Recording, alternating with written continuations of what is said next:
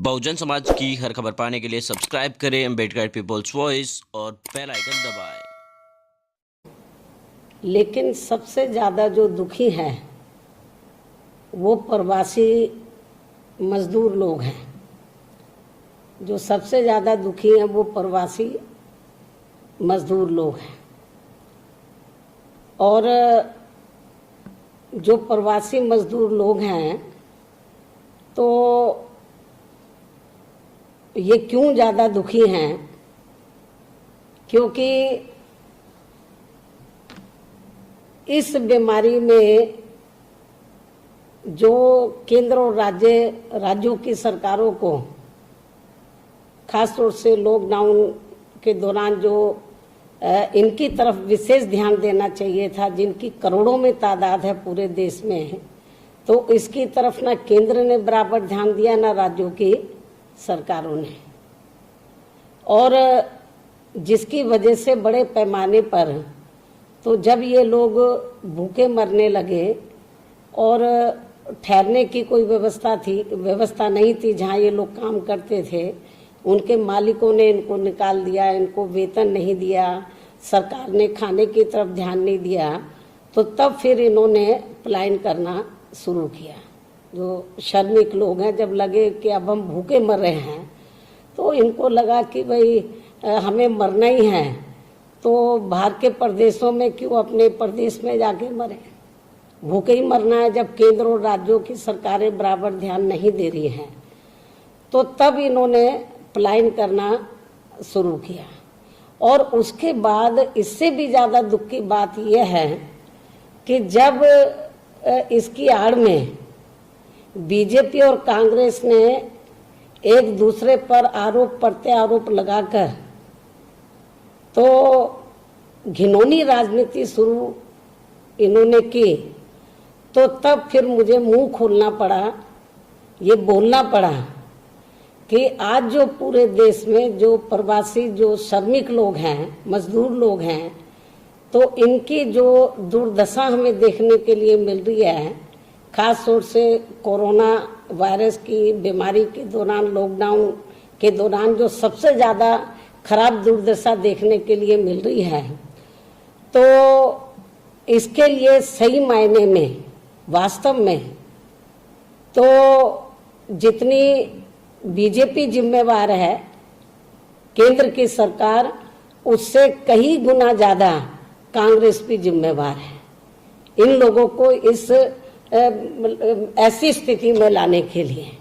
ये बात मैंने इसलिए कही क्योंकि जब मुझे लगा कि ये घिनौनी राजनीति कर रहे हैं, श्रमिकों की तरफ बराबर ध्यान नहीं दे रहे हैं, उनके ठहरने की व्यवस्था, खाने की, भेजने की, उसकी तरफ ध्यान देने की बजाय घिनौनी राजनीति कर रहे हैं, तो तब मुझे मजबूरी में कहना पड़ा कि आज जो इनकी हालत दयनीय बनी हुई है, तो इसके लिए ये दोनों पार्टियां बराबर की जिम्मेवार हैं। ये मुझे बोलना पड़ा। और इतना ही नहीं, तो जब मैंने कांग्रेस को भी कहा कि जो आज पूरे देश में जो करोड़ों की तादाद में अपने अपने राज्यों को छोड़कर अपनी अपनी रोटी रोजी के लिए जो दूसरे प्रदेशों में गए हैं और जहां से अब वो लोग पलायन करके आ रहे हैं आज कोरोना की बीमारी के समय में, तो इसके लिए जिम्मेवार मैंने कांग्रेस को क्यों बताया? क्योंकि आज़ादी के बाद केंद्र और ज़्यादातर राज्यों में कांग्रेस सत्ता में रही लंबे अरसे तक, और कांग्रेस के समय में ही तो जब खास तौर से दलितों को, आदिवासियों को, पिछड़ों को, अपर कास्ट में से गरीबों को, अकलियतों को जब रोटी रोजी के साधन नहीं मिले और किसान भी भूखे मरने लगे, तो तब इनको अपने अपने राज्य छोड़कर बड़े बड़े नगरों में, महानगरों में, तो जहाँ पर भी छोटे मोटे कारोबार थे वहाँ इनको रोटी रोजी के लिए जाना पड़ा, पलायन करना पड़ा। और बड़े पैमाने पर यह पलायन हुआ कांग्रेस की हुकूमत में। और जब और इनकी हालत बहुत ज़्यादा खराब थी, खास तौर से वीकर सेक्शन की, और यदि ये लोग उस समय अपना मुंह खोलते थे तो इनके खिलाफ कार्रवाई की जाती थी, इनके नेताओं के खिलाफ की जाती थी। तो तब फिर, और इतना ही नहीं, आपको मैं बताना चाहती हूँ, जब परम पूज्य बाबा साहब डॉक्टर अम्बेडकर देश के पहले कानून मंत्री बने और कांग्रेस की सरकार थी, पंडित जवाहरलाल नेहरू देश के प्रधानमंत्री थे। तो जब उन्होंने SC ST के आरक्षण के कोटे को पूरा करने की बात कही कि पूरा नहीं हो रहा है, इसको पूरा करना चाहिए बैकलॉग को, और अति पिछड़े वर्ग के लोगों को आरक्षण देने की बात की, तो कांग्रेस उनके खिलाफ हो गई। तो उनका बड़ा इन्होंने अपमान किया, उनकी कोई भी बात को नहीं माना जाता था। तब उन्होंने कानूनी मंत्री पद से इस्तीफा दिया था। उस समय कांग्रेस पावर में थी सेंटर में। तो कहने का तात्पर्य ये है कि बाबा साहब डॉक्टर अंबेडकर हमारे बीच में नहीं रहे। तो उन्होंने कहा था कि मैंने कानून तो आप लोगों के हित में बना दिए हैं भारतीय संविधान में, यदि आप लोग सही मायने में इसका फायदा लेना चाहते हैं तो आपको केंद्र और राज्यों में तो राजनीतिक सत्ता की मास्टर चाबी खुद अपने हाथों में लेनी होगी।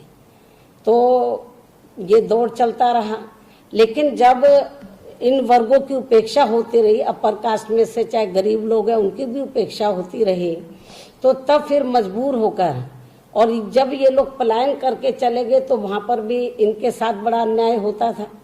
बाहर के प्रदेश के होने की वजह से इनको पूरी सहूलतें नहीं दी जाती थी। तो फिर हमने मजबूर होकर BSP बनाई। और इन लोगों के लिए मैं ये बताना चाह रही हूँ, जब कांग्रेस पावर में थी, हमारी पार्टी कांग्रेस जब सेंटर और राज्यों में पावर में थी, ज्यादातर राज्यों में पावर में थी, तो हमारी पार्टी की स्थापना की गई 14 अप्रैल सन 1984 को। और सत्ता में आने के बाद ये कांग्रेस ने सत्ता में आने के बाद इन लोगों की तरफ ध्यान नहीं दिया, लेकिन हमारी पार्टी ने फिर इन लोगों में चेतना पैदा करने के लिए तो पूरे देश में इन लोगों को जगाने के लिए आंदोलन किया था, श्रमिकों को, कि आप लोग अपने राज्यों को छोड़कर दूसरे राज्य में गए हैं, आपके साथ जानवरों से भी ज्यादा बदतर व्यवहार हो रहा है, आपसे काम ज्यादा लिया जाता है, वेतन कम दिया जाता, पूरी सुविधा नहीं है। तो हमने आंदोलन भी किया था इसको लेकर कि भाई ये भी अपने देश में शरणार्थी बने हुए हैं, तो ये अपने ही देश में शरणार्थी बने हुए हैं। इसको लेकर पूरे कंट्री में हमने BSP ने आंदोलन किया था। ये शायद मैं सभी विरोधी पार्टियों को ये बताना चाहती हूँ, चाहे सत्ता है या विरोधी पार्टियां हैं। और उसके बाद फिर हमने ये पार्टी बनाई, मतलब। लेकिन कांग्रेस के समय में सबसे ज्यादा पलायन हुआ था। और जहां तक BSP का सवाल है, तो BSP जब पावर में आई, हमें 4 बार सरकार बनाने का मौका मिला, तो हमने सत्ता में आने के बाद तो बड़े पैमाने पर लोग और ना पलायन करें उनको रोका और लोगों को रोटी रोजी के साधन दिए। हमने बेरोजगार लोगों को दूसरी पार्टियों की तरह बेरोजगारी भत्ता नहीं दिया, बल्कि स्थायी रोजगार उनको दिए, जिसके कारण बड़े पैमाने पर जो यूपी को छोड़कर दूसरे राज्यों में लोग पलायन करके चले गए थे, बड़े पैमाने पर लोग वापिस आए।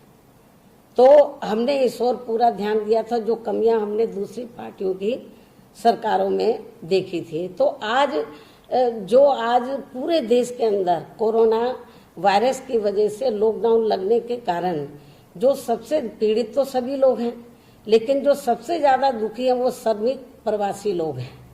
तो इसके लिए तो हमारे, और जो वर्तमान जो BJP की सरकार है वो भी कांग्रेस के पद चिन्हों पर चल रही है, तो BJP ने भी इनकी तरफ कोई ध्यान नहीं दिया। लोग बड़े पैमाने पर पैदल चलकर, भूखे प्यासे लोग चल रहे हैं। जब हम लोगों ने आवाज उठाई तो तब जाकर इन्होंने बसों का और ट्रेन का इन्होंने प्रबंध किया। हालत इनकी बहुत ज्यादा खराब थी। तो आज जो पूरे देश में जो श्रमिकों की जो हालत खराब है, दुर्दशा जो हमें देखने के लिए मिल रही है इस बीमारी के दौरान,